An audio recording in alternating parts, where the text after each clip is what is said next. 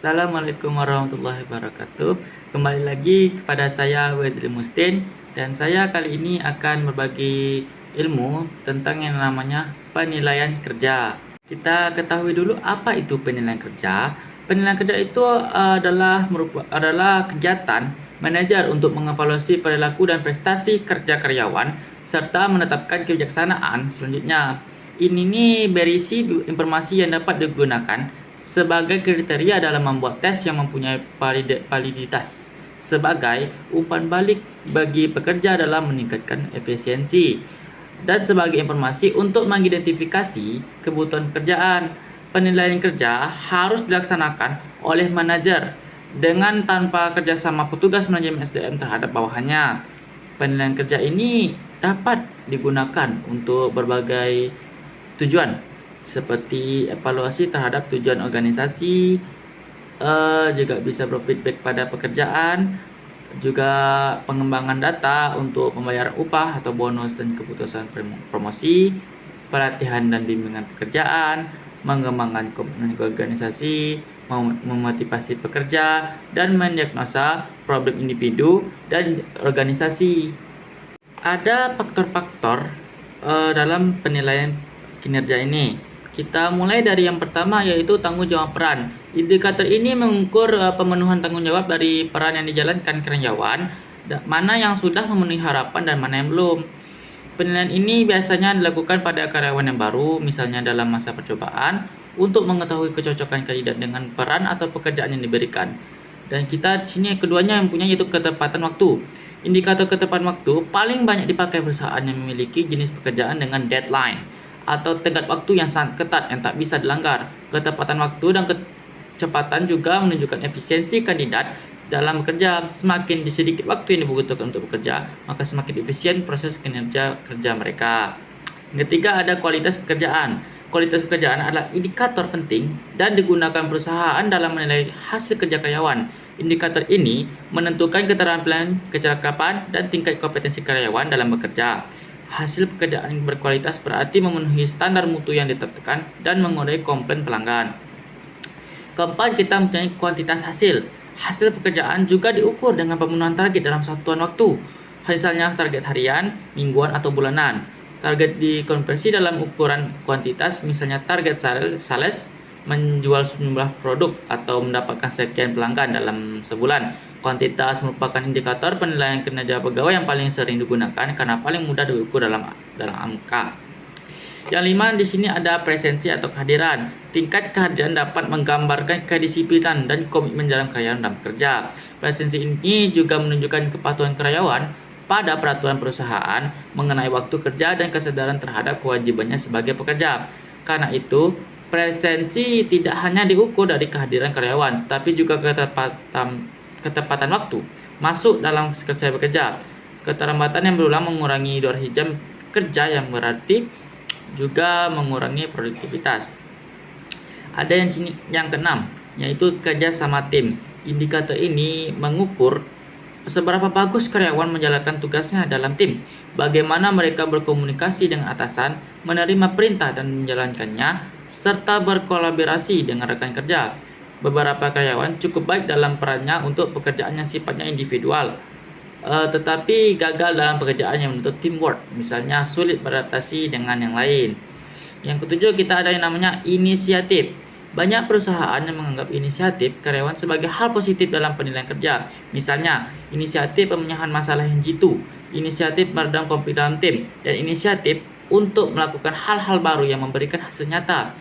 Karyawan yang punya inisiatif biasanya itu merupakan pekerjaan yang mandiri yang dapat menjalankan perannya tanpa perlu banyak supervisi dan atasan. Kelapan, ada kepemimpinan. Kepemimpinan merupakan keterampilan sosial yang juga menjadi indikator penilaian kinerja bagi karyawan yang memiliki anggota tim atau bawahan seperti manajer dan atau supervisor. Karyawan yang memiliki leadership kuat dapat membawa pengaruh positif bagi kinerja tim, seperti menjaga motivasi anggota, mengefisiensikan pekerjaan, dan mengatasi hambatan tim lebih cepat. Yang kesembilan adalah aspek perilaku, yaitu indikator penilaian kerja pegawai yang cukup penting bagi banyak perusahaan. Bahkan seringkali indikator ini menjadi yang paling dominan, melebihi hasil pekerjaan, terutama untuk karyawan dalam masa percobaan atau kontrak. Karyawan yang memenuhi target pekerjaan bisa gagal untuk mempertahankan karena punya perilaku buruk di kantor, seperti menolak perintah atasan, seringkali berkonflik dengan rekan kerja, tidak tepat waktu, bolos kerja tanpa alasan, dan sebagainya. Yang terakhir, yang ke-10 yaitu kita punya karakter. Karakter juga menjadi kriteria penilaian kinerja karyawan yang tak bisa diabaikan. Bagi beberapa perusahaan, karakter yang sesuai dengan budaya perusahaan menjadi syarat nomor satu dalam mempertahankan karyawan. Sebagai contoh, di perusahaan yang menjunjung integritas, kejujuran menjadi syarat mutlak yang harus dimiliki setiap pegawai.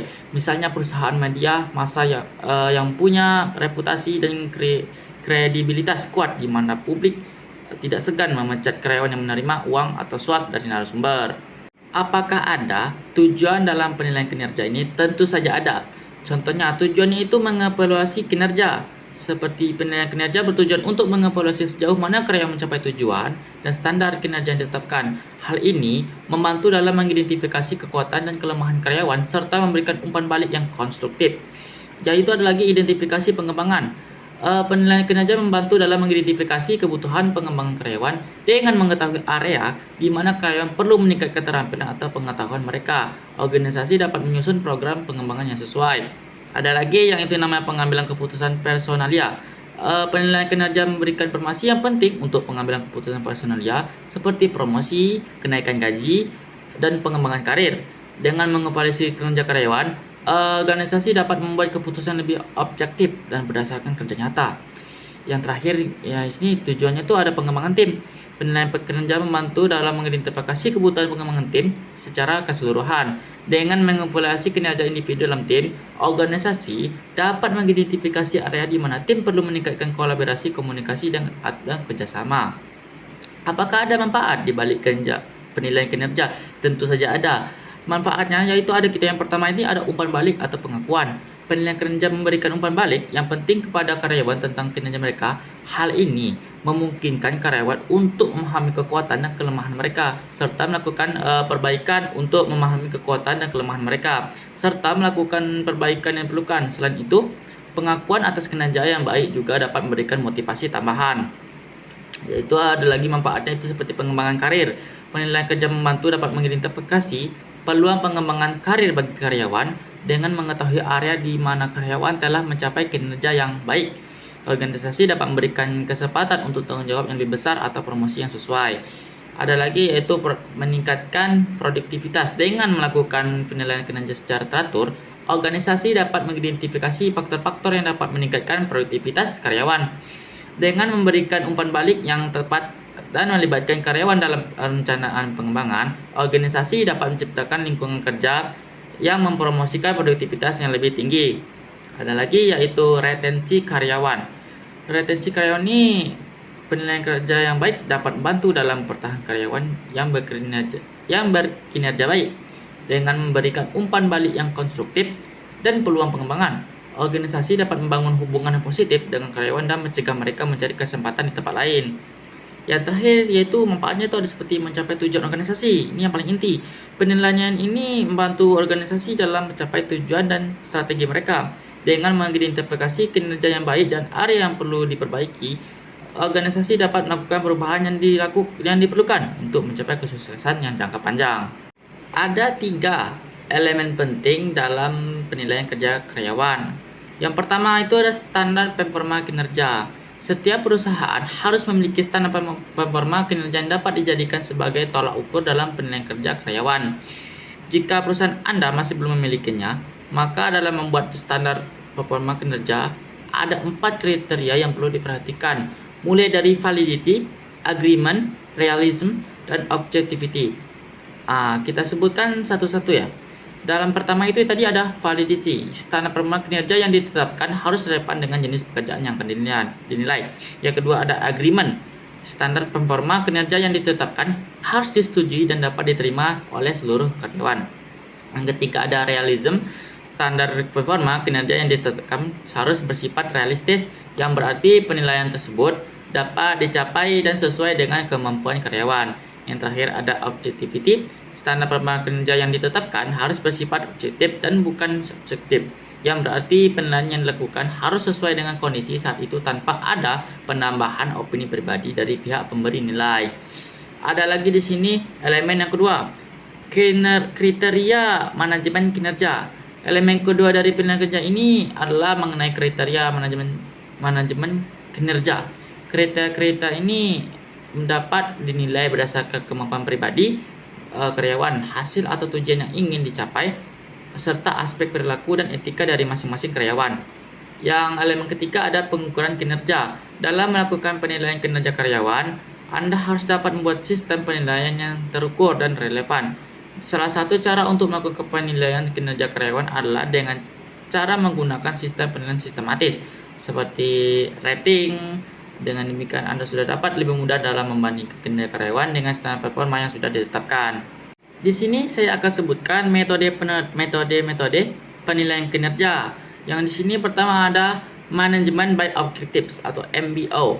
Dalam metode ini, manajer dan karyawan bekerjasama untuk mengidentifikasi, merencanakan, mengatur, dan mengkomunikasikan tujuan untuk kesuksesan dalam periode waktu tertentu dengan menggunakan metode SMART, Smart, Specific, Measurable, Actionable, Realistic, and Time Sensitive.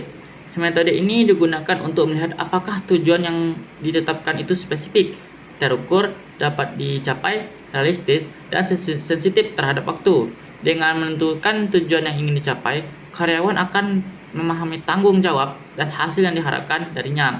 Nantinya, progres dalam pencapaian tujuan inilah yang digunakan sebagai panduan untuk mengukur kontribusi karyawan.